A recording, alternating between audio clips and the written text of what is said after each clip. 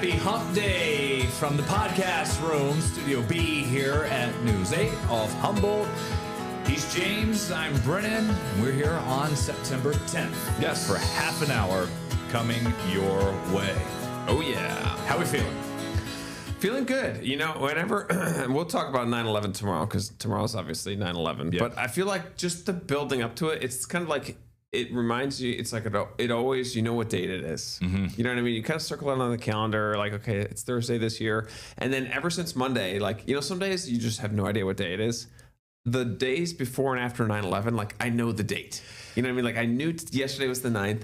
I know today's the 10th. I know tomorrow's the 11th. And we can go over stories tomorrow. But I always kind of know, like, the buildup, it's just kind of in the back of your head, you know? And we will of just what that day was. Right. And if you join us tomorrow, I do want to share some stories about, Yeah. you know, our age, where we were Right. when this happened. But you're right. Whenever we get to the week of, when every morning we're doing sunrise, we're like, morning, everybody, it's September 8th. Right. And we know what is coming up Yeah, this you just week. kind of know. We share the stories, and yes, and it's the before and the after. And even when we get to that day, and I was thinking about it this morning when we Yeah. come on and we Yep. do our show, and it's just like, in our rundowns, we write new scripts every day, but some of it is in there as a template, and we'll ad lib of when we say good morning and everything. But just when you get to, it's just like, hey, everybody, it's 9/11. Yes. And we know some people may have had victims who were down there. Some people may have worked down there. Some people, and this catches me off guard sometimes in our newsroom, if it's someone who wasn't born then. Right. Because we are to that point. We gotta of tell that story. 2002, 2003 babies. Yeah. And we'll have that tomorrow. And it's just so many stories and Right. memories of looking back on that day and everything build after. up, yeah. So it's on the mind. I think we'll cover it tomorrow. But today we got a lot to talk about. We do. We'll get to a personalized forecast Yes. that you did for me with fall foliage. Yes. The leaf touring rides, it's early, but Bristol Mountain got the email today. They're going to start that this weekend when they Nice. do the chairlifts going up. I remember a horror story from a couple of years ago. So they do the rides every weekend where you go up on the ski lift and you can see everything. They've got stuff at the top and bottom of the mountain. And it was middle of October, probably one of the peak weekends a couple of years ago. And they have one they set aside for the festival weekend. And it was a Sunday, pre-football. We got there early, had no issue. There were a ton of people. But later on in the day, I remember pulling out of the resort and just the line on whatever that road is that runs up and down. Oh, in man. Bristol. I think I remember hearing about this. Miles long, maybe 2 or 3 miles. And I remember the stories, the aftermath of everyone on Facebook later that day is that it was so packed because it was like 80 and sunny. It was a warm day. It was a perfect day for it. And The people- color was great. They were stuck on top of the mountain because it was taking so long to get back down. man. Like hours. I think Eric Snidel might have gone there one day and said the same thing. It was just absolutely bonkers. Yeah, it was just the culmination of not being 60 and sunny, but 80 and sunny. With the good color. Peak color. Yeah. And everyone was up there walking around man. the cross-country routes of everything you can take, enjoy and take in. And it took a while to get down. So maybe go this weekend if you want to get on the early ride. You're going to see everything as green. I'm sure you'll see some color changing. We'll have that coming up. Do you use... Okay, so Facebook for work. We use that. Right. Yes. Do you use your personal page? I know we're friends on our personal page. How often do you use Facebook now? Gosh, very little. Like if I'm at home, I usually don't scroll on it or anything like that. I'll scroll on Instagram a little bit, but no, not very often. The most Facebook I use is a fantasy football messaging group. Oh, that's that I where have with my friends. all your boys. They're in there. Yeah. And that's the main source of conversation that I have on Facebook. If I was not doing this job, I would probably do away with Facebook. Like I think just over the years I've gotten to where I barely check the feed. Like maybe every other day, every 3 days, I'll actually get on the personal side of Facebook and go through that feed. And I don't even have the Messenger app anymore on my phone, just to save space. And I never message on there. Yeah. So when I do get a message. Yeah, what happens? They don't like it. It can be a long, long time before I get back to someone. Sure. So every day I tell myself I need to check my messages, give someone a birthday shout out. You on your computer, I guess, desktop? Yeah, on my computer, even on my phone. Yeah, because I can't, if I go app. check message and I forget, I don't have Messenger. So it has to be on a desktop, which is at work at some point. I'm checking my personal page. Yeah. And I saw a message yesterday from a longtime high school and church friend. Her name's Courtney. She had messaged me back on August 22nd. So 9/9, I'm checking this. Yeah.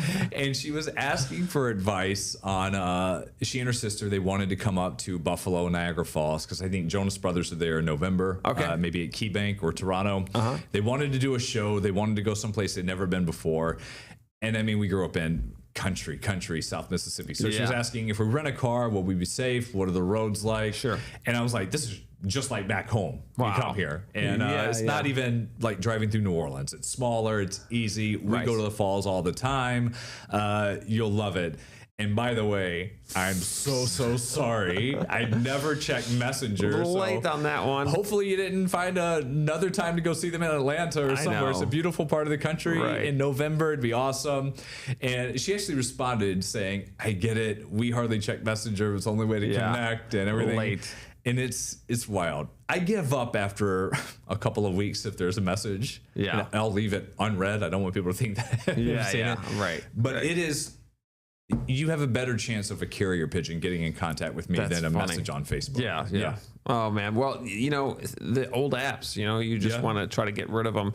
We use Facebook for like the marketplace. It's actually pretty good. The buy nothing groups are pretty good. We've gotten a lot of cool things from the buy nothings, and we've given away a lot of things, which is also nice, especially when you have small children that are constantly aging out of things.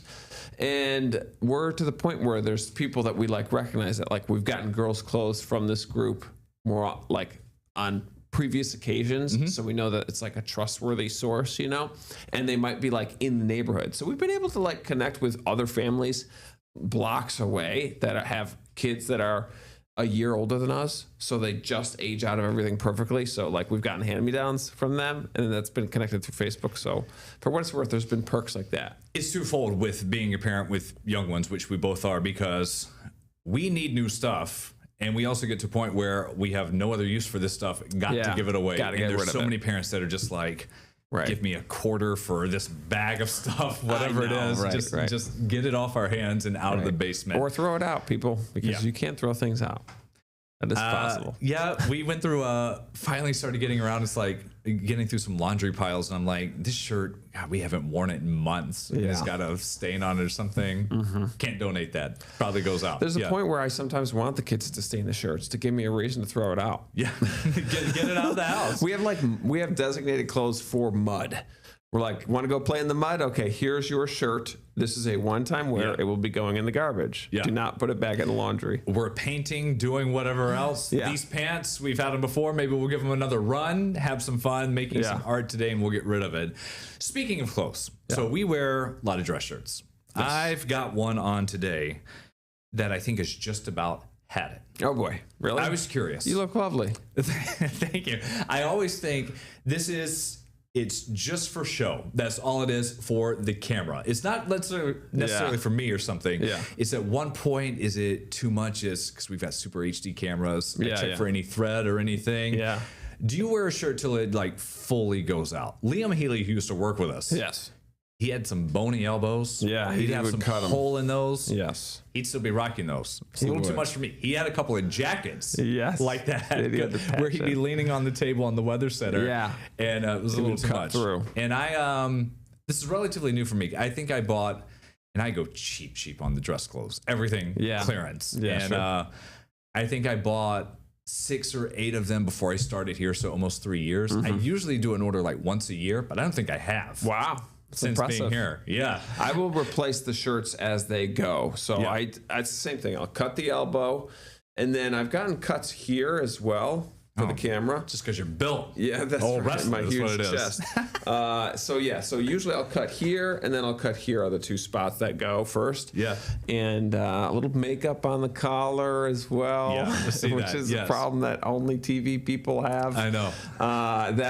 But you can usually get rid of that with bleach. Yeah. But yeah, no, it's pretty much on a per shirt basis. Per shirt. One will go, and I'll just buy one to replace it. This is one where I've probably said the last 3 months, every time it comes up, maybe once or twice a week. Yeah. This is it for you, fella. Sorry, Yeah. I'm gonna say goodbye. Yeah. Today might be it. Smart. Now that I've talked about it, because I just see more threads. Yeah, I went to a every day. school last year because I do a ton of school visits, and I went to a school last year, and then I came home, and Lauren's like, "You have a big hole in that shirt." I'm like, "Oh, I went to a school." So I talked to like hundreds of kids, and I'm like waving my arms around and stuff, and I have huge holes in my shirt. I'm like, "That's probably a great look." These are people where they think these guys are on TV, they're rich, which isn't right, true. right. I got It's holes like in you my walk in a whole shirt. Oh my gosh, I'm like that was that. kind of embarrassing. I'm like, oh, I gotta get rid of that one. Coffee stains on like a white shirt, but like on my wrist or up further where I've been walking around during the day, and I'm like, I got my jacket on. It's not gonna be on TV. Covered in a I'm looking jacket. That's right the here. thing. I know. I'm looking Nobody right here. sees the shirt. Is this part okay? Right.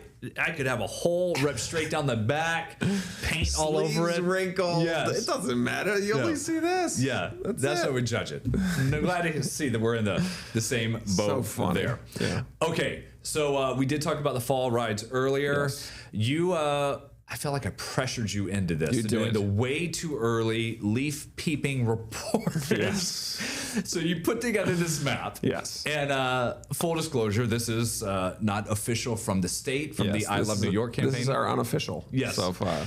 It is verified. Yes. So you put this up. We were laughing because I took it. So I pulled this map out, dusted off. Everything's past peak on the map. I cleared it out, put it on still green, and then Brennan insists, puts his fist down, his hand down. I see fall color on Empire Boulevard at Abraham Lincoln Park. I swear. I'm like, you know what? Fine. I'll make it your darn map.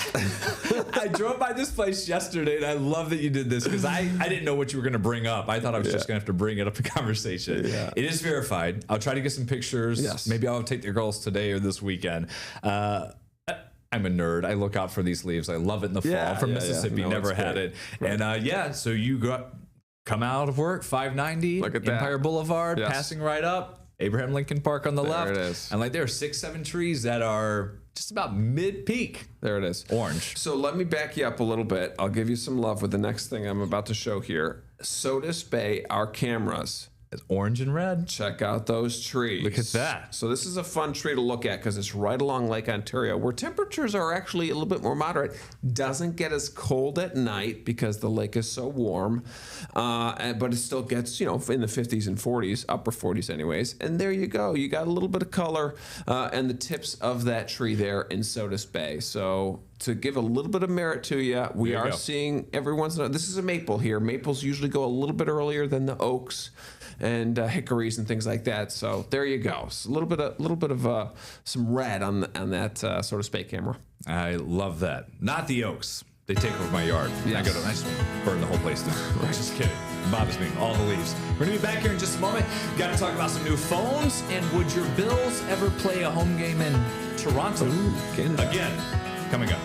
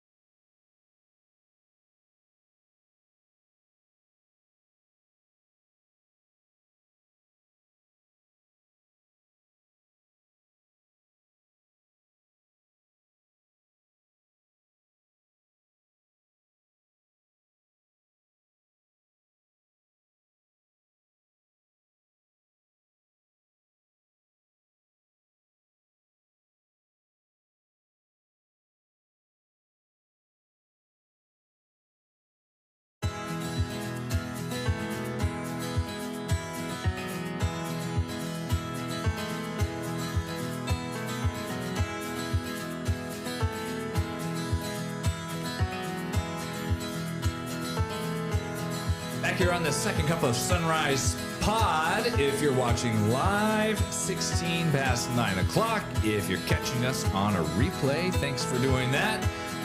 We had a conversation about that with people here in the station. Yes. About our show. And they were asking, because we wanted to promote this, get this everywhere. And it's fun doing it live. And if people are at home, tweet at us, whatever, on Facebook. Not my messenger, because I won't be checking that. Right, that's not gonna happen. About when they're watching, and we were telling everyone in promotion, some of our management, like, our show's evergreen. Like, we went from, weren't exactly sure what we were going to do with this podcast when we launched it in the summer. Like, how much of it would be news? We weren't going to do serious stuff, politics, we did do anything some like news that. coverage, but then we were like, why? And then we got rid of one of our commercial breaks because we're like, we ended up having a lot more to talk about. Yeah. Good or bad, the feedback. There are many times during the news shows where I'm like, man, I could go off on this, but save it for the pod. Yeah, save it for the pod. And we said, listen, we're just shooting the talking about anything and everything. You can live. Play it in prime time if you got it. Tune in, check out everything Thad and them are doing with the Bills. Yep. Have them playing at the Jets this weekend. By the way, we got an announcement regarding some of the Bills yesterday about growing the game in Toronto. So this was interesting. So the Bills announced they're partnering up with Maple Leaf Sports and Entertainment, a group there in Toronto, one bigger than Chicago. This partnership will include working with the Canadian Football League team as well as the MLS franchise Toronto FC.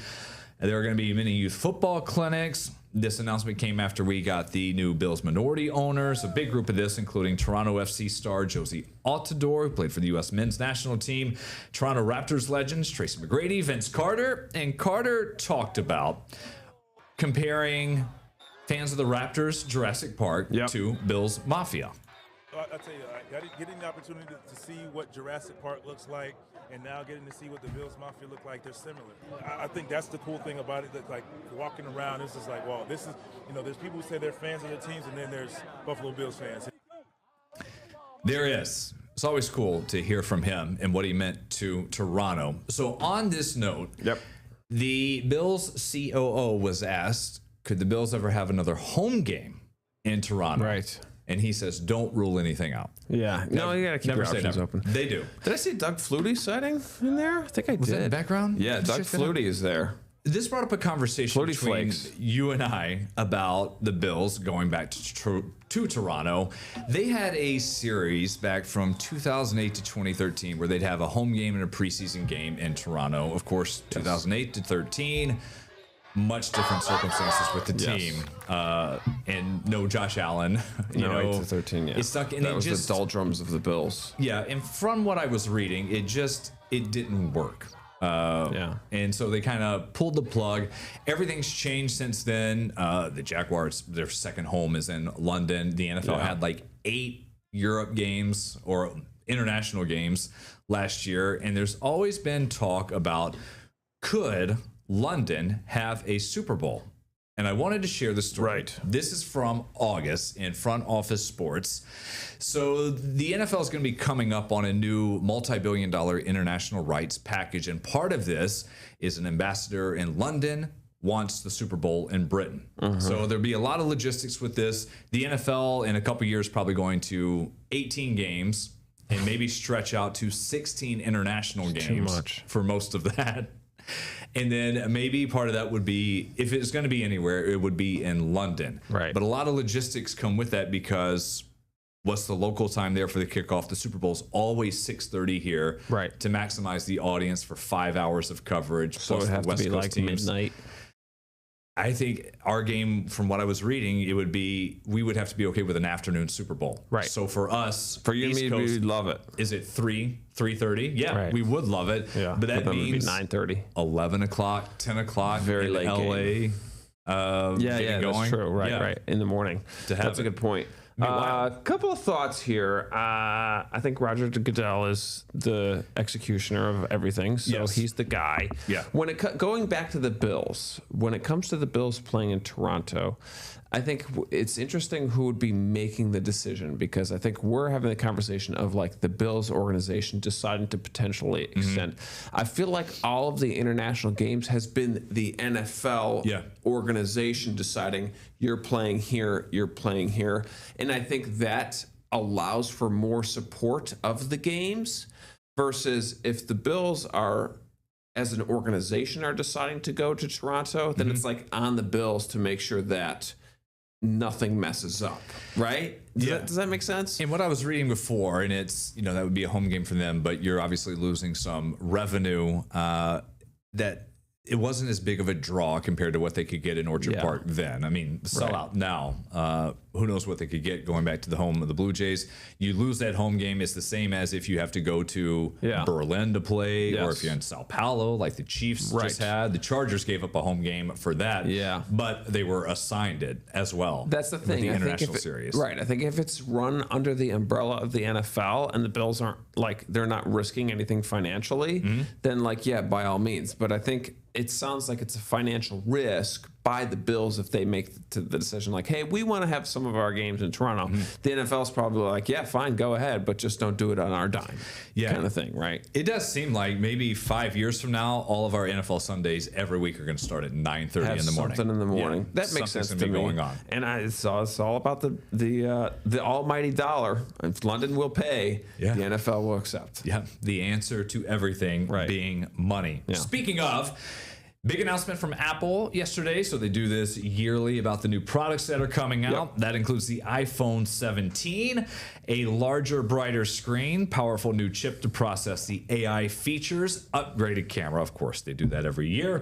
The company also has new AirPods that'll give you translation in real time, which is kind of cool. Maybe you're traveling abroad somewhere. It's amazing to do that. Right. The Apple 11 Watch, it's got some new health components. That thing is thin. That is the Apple Air, the thinnest and lightest smartphone to date. Prices. When I was reading about this yesterday, I was waiting for the kicker at the end of the article. What's the price? And they've kind of held steady. So the prices will be starting at $9.99. Listen, I know it's still a lot of money whenever you're getting it, but I was thinking, oh man, this could be a $2,000 phone. Piece of equipment. Tariffs, whatever, everything else going on, it's going to cost a lot, but trying to hold steady there. I think Cook did do some courting of Trump to make sure that the tariffs wouldn't impact a lot of the iPhone parts. Well, they've been making announcements of their investments in America, what they're going to be doing. That's true. Like courting glass has a little bit to do with it. I think it's interesting. It's so funny, the garbage photos that we take with our amazing phones. I know. My daughter and I, she's 2.5, just turned 2, and she did like a little basketball thing at the YMCA, and it's like the basic. She's barely handling the instruction that they're giving her, right? And I'm walking through the entire thing, and so of course I'm trying to get video of this, right? So I'm like tracking her with my phone, and I'm holding it, and I show my wife the video, and it's so bad. You know what I mean? It's like half of her head, her foot. She's sitting over here. You know what I mean? Like, it's so bad. I know. I'm thinking this is $1,000 camera, and I take garbage videos. Even my still pictures. Yesterday we had Brooklyn riding the bike home from school, and I was taking pictures and stuff. And it's like, this picture is sweet. It's my girl riding a bike, but it is not a portrait. It's not. It's not going to go in a book. But I will look at my wife, who does school PR for BOCES here. Yes, she's got a camera. She was a great shooter when she was reporting, did her own stuff. She could win awards. And whenever I go through her phone and see the pictures and videos she takes, I'm like, why do I have 3,000 images on my phone? Yours are the best. It's so good. I'm like, I don't know all the settings. I can flip around a portrait. I can't make edits. I know. It's so funny how that's just the irony of this is how incredible these cameras are. Thousands of dollars you could probably just spend on the camera, and yet we're so bad at taking photos. I know. If my phone is worth $900, I'm getting $100 use out of it, probably. Sure. Just the apps. I'm just texting, just some pictures to send to my mom, my dad, and stuff. Yeah. I don't do the watch though. I did the watch for a while. I couldn't handle the notifications. Bug you too much? Always being connected? I have an Apple Watch. I'm Garmin, and I have it on all the time. Man, is your wrist just constantly vibrating? Yes, going off my phone. We've talked about this, always on silent. Let's see if I can show this. The Summer of the Tan. Nice. A little bit. Nice. This is actually not. It's not doing it justice from running. It gets pretty bad. Yeah. Sure. I mean, I charge it every couple of days. It's on or off in the shower, sleep with it. It's always on me. It's probably great with the run though. With the running, it's really nice. And the sleep and everything, and it is awesome. So that was a good investment. But my wife has an Apple Watch, and she occasionally, and part of it is just my phone's enough. Don't want it like always with me. I'm trying to. I do like to unplug. Yeah. Disconnect. It is so weird and freeing whenever I do take off my watch occasionally when it is charging for 2 hours. I'm like, whoa. And then I have to like carry my phone around in case someone's calling me or texting me to have that. Yeah, it's just constantly buzzing. Finally coming up here, this weekend got the 77th Emmy Awards. Now, this is not our show preview of who's in the running with Severance, whatever else is going on. Stephen Colbert will be making an appearance as one of the presenters. Want to talk about Nate Bargatze, Bargatze or Bargatze, however you say it. I don't think he cares. So he doesn't. He's talked about it. Great comedian. And one thing he does is a lot of his stuff is just clean. Like he'll bring his kids on stage for an opening or something. Yes. And he's coming here. Yeah.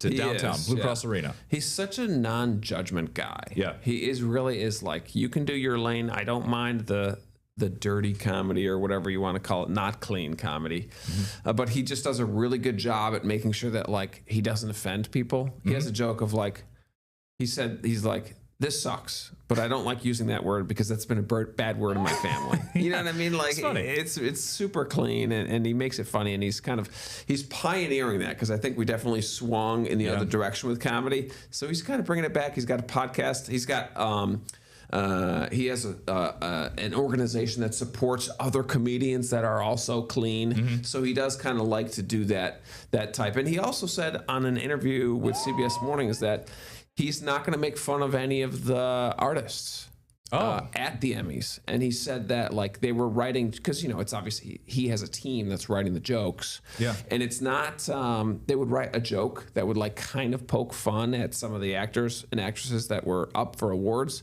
And he's like, we're just not going to do that. So for what it's worth, it's probably a relief for the people that are going to be there that know they're not going to get, throwing an egg at. Roasted there. Exactly. Different than what Conan did. He was great at the Oscars, but that also means you're depending on all your content. And that's it. And he's got good stuff. Right. That's this weekend, by the way, Sunday night on News 8 after the Bills game. Yes. In our weekend show. We'll see you back on air midday at noon. Bye, everybody.